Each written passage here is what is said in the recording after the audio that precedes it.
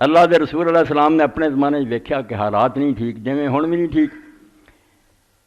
کہ غریب لوگ اس وے اللہ دے رسول علیہ السلام نے حکم دیتا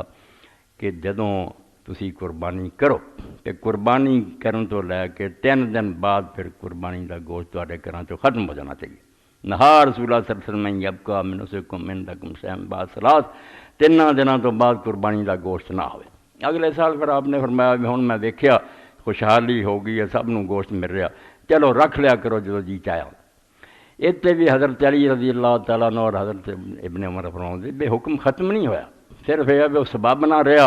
اس وجہ تو آپ نے آخیا وہ گل نہیں رہی، ہن ٹھیک ہے تسی کھا لو۔ تو ہن بھی آندے اگر اسی طرح کا حال پیدا ہو جائے تو بالکل یہی کرنا چاہیے بھی تھوڑا رکھ کے اپنا باقی جڑا غریباں مسکینوں دے، اور یہ اگر 3 دن تو بھی کٹ ہو جائے تو کوئی گل نہیں، مسئلے کی روح یہی دس دی ایک ڈنگ بھی کھان تو بعد باقی دے دے پھر صحیح قربانی ہونی۔ حال کی ہو گیا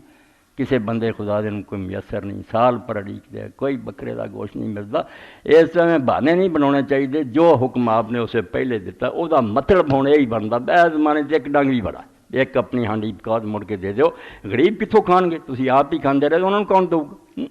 اس تو اللہ دا دین جو کچھ چاہتا ہوئی ہے بے لوگوں کی مدد کی جائے، انہوں تک پہنچایا جائے۔ اور کتنے علاقے ایسے جتنے ویرانی ہو گئی، زلزلے آ گئے، تباہیاں ہو گئی،